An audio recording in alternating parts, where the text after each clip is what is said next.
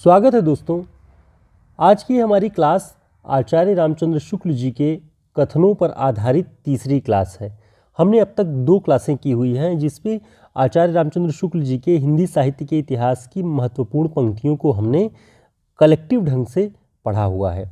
ये क्रम आज ऐसे ही आगे बढ़ता हुआ हमारा आदिकाल से भक्तिकाल, भक्तिकाल से आधुनिक काल तक ये आगे बढ़ेगा। तो देखते हैं आज भक्तिकाल के अंतर्गत आचार्य रामचंद्र शुक्ल जी के कौन कौन से कथन महत्वपूर्ण हैं। सबसे पहले देखते हैं वज्रयानी सिद्धों और नाथपंथी जोगियों के बारे में शुक्ल जी ने क्या कहा हुआ है। शुक्ल जी ने लिखा कि अर्थशून्य बाहरी विधि विधान, तीर्थाटन, पर्व स्नान आदि की निस्सारता का संस्कार फैलाने का संस्कार था वज्रयानी सिद्धों और नाथपंथी योगियों का। तो जो अर्थशून्य बाहरी विधि विधान, तीर्थाटन, पर्व स्नान, ये सारे संस्कार वो फैला रहे थे।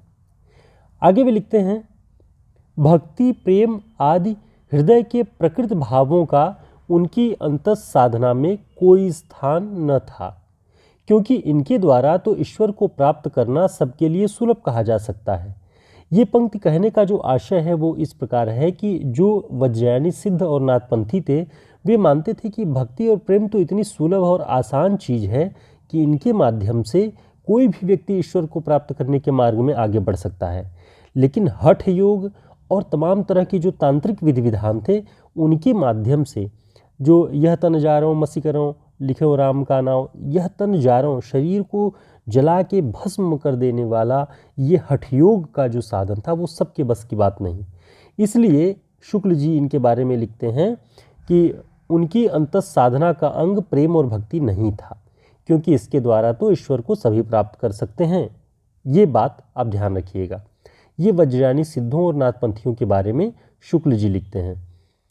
आगे देखते हैं, सामान्य अशिक्षित या अर्धशिक्षित जनता पर इनकी वाणियों का प्रभाव इसके अतिरिक्त और क्या हो सकता था कि सच्चे शुभ कर्मों के मार्ग से तथा भगवत भक्ति की स्वाभाविक हृदय पद्धति से हटकर अनेक प्रकार के तंत्र मंत्र उपचारों में उलझे और उसका विश्वास अलौकिक सिद्धियों पर जमे। यानी सामान्य जो जनता थी, अशिक्षित और अर्धशिक्षित जनता थी, उनके ऊपर भी अपनी वाणियों का प्रभाव बहुत अच्छे से डाल देना चाहते थे, क्योंकि वे जानते थे कि भगवत भक्ति की स्वाभाविक पद्धति से इनका मार्ग हटा करके ही अपना प्रभाव इन पर जमाया जा सकता है। आगे देखते हैं, अपनी रहस्यदर्शिता, ये सारी बातें वज्रयानी सिद्धों और योगियों के बारे में ही हो रही हैं। अपनी रहस्यदर्शिता की धाक जमाने के लिए बाह्य जगत की बातें छोड़ घट के भीतर के कोठों की बातें चलाया करते थे।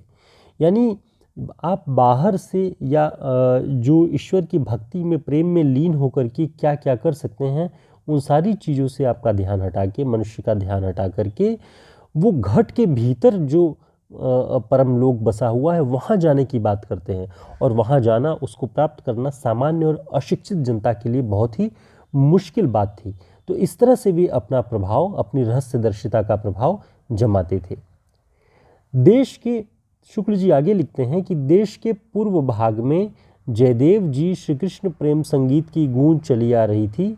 जयदेव जी के श्री कृष्ण प्रेम संगीत की गूंज चली आ रही थी, जिसके सुर में मिथिला के कोकिल विद्यापति ने अपना सुर मिलाया।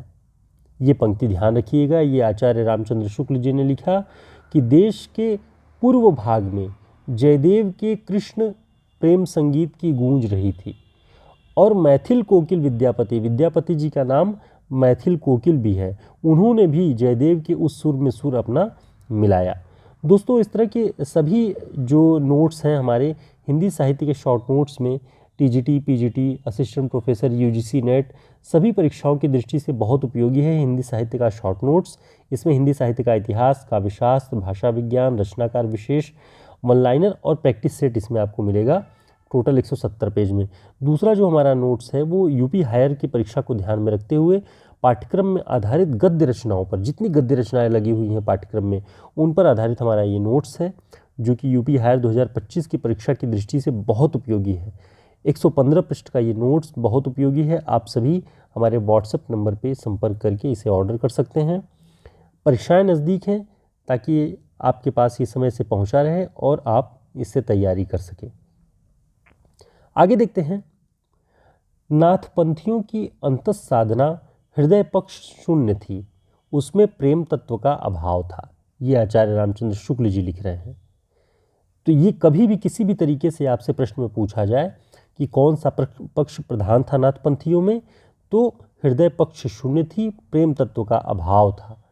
ध्यान रखिएगा।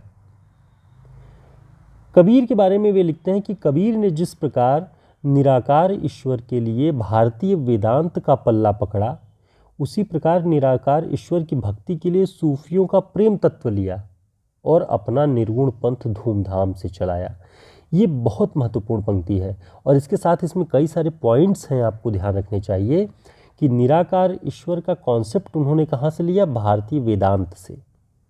और उस भारतीय वेदांत से जो उन्होंने निराकार ईश्वर की अवधारणा ली, उसकी भक्ति के लिए उन्होंने सूफियों का प्रेम तत्व लिया। तो सूफियों से क्या ग्रहण किया? प्रेम तत्व। और भारतीय वेदांत से क्या लिया? निराकार ईश्वर की अवधारणा। दोनों बातें ध्यान रखिएगा। आगे देखते हैं कबीरदास जी के विषय में और शुक्ल जी क्या लिखते हैं। वे लिखते हैं कि वैष्णवों से उन्होंने अहिंसावाद और प्रपत्तिवाद लिए। तो कभी भी ऑप्शन में आपसे पूछे कि वैष्णवों से कबीरदास जी ने क्या ग्रहण किया, तो अहिंसावाद और प्रपत्तिवाद।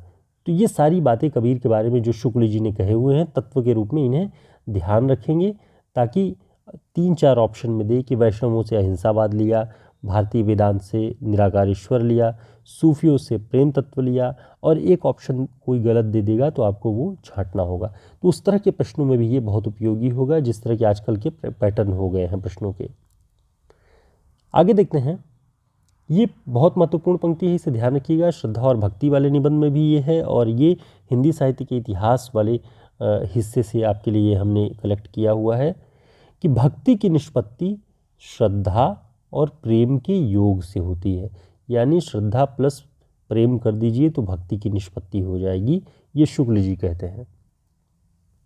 आगे देखेंगे कि निर्गुण पंथ को आचार्य रामचंद्र शुक्ल जी ने ज्ञान मार्गी शाखा और प्रेम मार्गी शाखा 2 भागों में विभाजित किया है, आप सभी जानते हैं। ज्ञान मार्गी जो शाखा थी वो ब्रह्म ज्ञान और योग साधना एवं सूफियों के प्रेम तत्व को मिलाकर आगे बढ़ी। इसमें ज्ञान प्रधान था। शुक्ल जी के अनुसार इस शाखा की रचनाएं साहित्यिक नहीं हैं, यानी निर्गुण पंथ का जो ज्ञानाश्रयी शाखा थी उसकी रचनाएं साहित्यिक नहीं हैं, शुक्ल जी कहते हैं। बहुत अच्छे से इसे अवेयर होकर सुन लीजिए कि ज्ञानाश्रयी शाखा की जो रचनाएं थी उन्हें सांप्रदायिक रचना एक तरह से माना गया कि अपने संप्रदाय विशेष के जो ज्ञान था, जो पूजा अर्चन की पद्धतियां थी, उन सभी को प्रसार करने के लिए उन्होंने लिखा, इसलिए साहित्यिक किस्म की नहीं है। दूसरी जो शुद्ध प्रेम मार्गी शाखा की जो रचनाएं थी, शुक्ल जी ने कहा कि ये सूफियों की प्रेम कथाओं पर आधारित हैं और ये साहित्यिक कोटि की रचनाएं हैं। यानी जो प्रेम मार्गी शाखा थी सूफियों वाली, उसके अंतर्गत जो रचनाएं आती हैं वो साहित्यिक कोटि की रचनाएं हैं। तो कौन सी साहित्यिक कोटि की नहीं है, कौन सी हैं, दोनों को आपको ध्यान रखना है। और ये कथन आचार्य रामचंद्र शुक्ल जी के बहुत उपयोगी हैं, इसलिए आप इन सबको बहुत अच्छे से देख लीजिएगा। दोस्तों, हमारे व्हाट्सएप और टेलीग्राम ग्रुप का लिंक आपको डिस्क्रिप्शन बॉक्स में मिल जाएगा, उसे ज्वाइन कर लें ताकि समय पर आपको सूचनाएं मिलती रहें क्लासेस की, या हम जो भी छोटी छोटी क्लासेस के माध्यम से आपके लिए सूचनाएं लेके आते हैं हिंदी साहित्य के महत्वपूर्ण तथ्यों पर आधारित, उससे आप जुड़े रहें समय समय पर। हमारी क्लासेस आपको कैसी लगती हैं वो ज़रूर बताएं, इससे उत्साहवर्धन होता है हमारा और आपके लिए हम प्रयास करते रहेंगे। आगे देखते हैं, सूफी कवियों ने जो कहानियाँ ली हैं वे सब हिंदुओं के घर में बहुत दिनों से चली आती कहानियाँ हैं, जिनमें आवश्यकता अनुसार उन्होंने हेर फेर किया। यानी सूफियों ने क्या किया? सूफियों ने वही कहानियाँ ली जो हिंदुओं के घर में बहुत दिनों से चली आ रही थी और उसमें उन्होंने अपनी आवश्यकता अनुसार फेर फार कर लिया। आगे शुक्ल जी लिखते हैं कि सूफियों के प्रेम प्रबंधों में खंडन मंडन की बुद्धि को किनारे रखकर मनुष्य के हृदय को स्पर्श करने का ही प्रयत्न किया गया है, जिससे इसका प्रभाव हिंदुओं और मुसलमानों पर समान रूप से पड़ा। यानी सूफियों का जो प्रेम प्रबंध था या सूफियों की जो पद्धतियाँ थी, उसने मुसलमानों और हिंदुओं सभी को समान रूप से प्रभावित किया, क्योंकि इसमें किसी भी तरीके का खंडन मंडन या बुद्धि लगा करके कुछ भी लिखा और कहा नहीं जा रहा था। इसमें मनुष्य के हृदय को स्पर्श करने का ही प्रयत्न किया गया था। तो ये सारी बातें आचार्य रामचंद्र शुक्ल जी की पुस्तक पर आधारित थी, हिंदी साहित्य के इतिहास में। वो हमने आपके लिए यहाँ कलेक्ट किया हुआ है। दोस्तों, हमारा ये यूपी हायर की परीक्षा को ध्यान में रखते हुए गद्य रचनाओं पर आधारित ये नोट्स तैयार किया गया है। आप हमारे व्हाट्सएप नंबर पर संपर्क करके इसे ऑर्डर कर सकते हैं, ताकि परीक्षाओं से पहले आपके हाथ में हो और आप क्विक रिवीजन कर सकें। इसमें आपको वन लाइनर फैक्ट्स और ऑब्जेक्टिव प्रश्न पूरा कलेक्शन इसका मिलेगा, जिससे बहुत अच्छे से आप इसे रिवाइज कर सकते हैं। और टीजीटी पीजीटी वालों के लिए, यूजीसी नेट वालों के लिए, साथ ही असिस्टेंट प्रोफेसर की परीक्षा के लिए भी हिंदी साहित्य के इतिहास का ये शॉर्ट नोट्स बहुत उपयोगी है। तो आप सभी इसे ऑर्डर कर सकते हैं। आगे फिर हम भक्ति काल से जुड़े हुए महत्वपूर्ण कथनों को भी लेकर के मौजूद होंगे। तब तक के लिए नमस्कार, शुभकामनाएं।